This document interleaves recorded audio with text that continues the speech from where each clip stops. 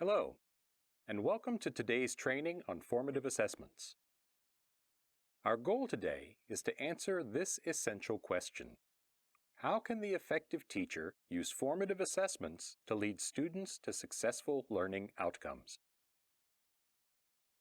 Assessments come in all shapes and sizes.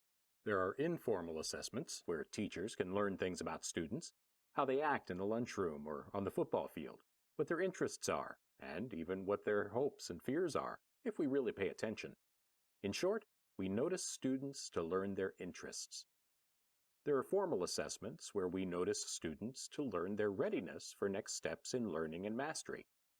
Formal assessments are useful to the teacher for making decisions about how to proceed with instruction, and if they're taught how to use them properly, useful to the student to track their knowledge, understanding, and skills compared to learning goals. In this training series, we discuss pre-assessments, formative assessments, and summative assessments. This training will focus on the effective use of formative assessments. So what are formative assessments? Formative assessments, also called ongoing assessments, are any of a number of activities, actions, and tools used to measure students' connection with the material being taught at various moments throughout a learning unit. Formative assessments allow teachers to gather, interpret, and use evidence about student performance to make decisions about next steps in instruction, including clearing up misconceptions and reteaching aspects of a unit where students might need additional instruction. Just as important, effective formative assessments can help students measure their own connection with the material and allow them to know where their knowledge, understanding, and skills are in relation to the desired learning goals of the unit. How can a teacher or a student use the results of formative assessments to gauge how they're progressing towards learning goals? How do they even know what are the desired learning goals? Well, it all starts with the CUDs. CUD stands for Know, Understand, Do, and CUDs are the things against which all learning is measured. CUDs are clear learning goals that a teacher should communicate to her students before and throughout a unit of learning.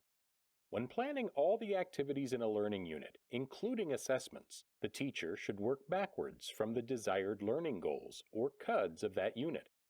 This means framing the essential question. What are the most important knowledge, understanding, and skills students should be able to answer and do to show mastery of the unit? What do I, the teacher, want my student to know as a result of instruction? What are the facts, like names, dates, and key vocabulary, that they should be able to carry with them? While the facts are important, though, I want my students to understand what makes the facts important. What is the big picture? How does their learning connect not only to the material itself, but also to their interests, their lives, and the world around them? Finally, learning goals will include things I want my students to be able to do. What skills should my students acquire and use as a result of their time learning this unit? Each overall unit will likely have subunits, and each subunit will have its own CUDs. Once my CUDs are ready, it's time to start planning instruction. And no instruction plan is complete without checkpoints to make sure my students are on the right track to achieve learning goals. That's where formative assessments come in. If we think of CUDs as the X on the map that marks the spot of desired learning goals, we can get a good idea of how formative assessments can help teachers and students track progress toward mastery of a unit of learning. We're going to track 5 students on our map. Tommy wants to be a math teacher and has a part-time job. Julie wants to be a nurse someday. Wendy likes gymnastics and isn't sure what she wants to do after high school. Molly has dreams of being an astronaut. And Josh loves reading and wants to be an engineer. These are just some of the things we've learned through informal assessments. At the beginning of a unit, we use a pre-assessment to determine where our students are on the learning map in relation to the CUDs. As you can see, we have a bunch of different starting points. These are the prerequisite knowledge, understanding, and skills, as well as the misconceptions and knowledge gaps that students start the unit with. This is what the learning map of a differentiated classroom looks like. Our job as teachers is to do all we can to monitor each student as they are learning and to help move each of our students closer to the X, the desired learning outcomes. Some students start closer and may use a direct path to master the CUDs. Other students may take a more scenic route. Throughout the learning process of our unit, we want to make sure each of our students is on course and heading toward the same CUDs. We also want to determine what our next steps should be in the teaching process to facilitate student success. As part of our planning, we want to build in checkpoints or formative assessments. On our map, I indicate the formative assessments by buoys along the paths of learning. Let's look at these assessment buoys. What are they? How do they help us assess and steer learning? What kind of assessments should I use?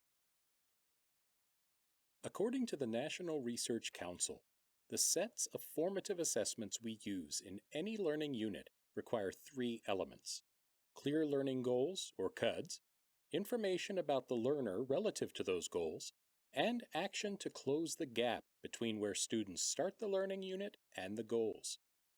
The formative assessments we use must include these elements, but the assessments themselves can be as varied as the students in our differentiated classroom. The key is to find the most appropriate ways for our students to demonstrate their knowledge, understanding, and skills associated with the learning unit. Some examples of formative assessments that can be used in a differentiated classroom include questioning and discussion, journals or learning logs, graphic organizers, simulations and games, projects, and think, pair, share, to name just a few. In our example, we'll use a Kahoot game, classroom discussion, and a journal to assess students throughout the week. Why these 3? Simulations and games like Kahoot, Classroom Jeopardy, and others can provide quick information about student knowledge of facts.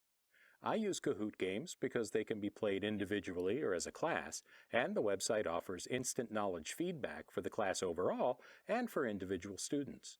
Other simulations can provide deeper dives into understanding and skills depending on the subject matter and the complexity of the simulation.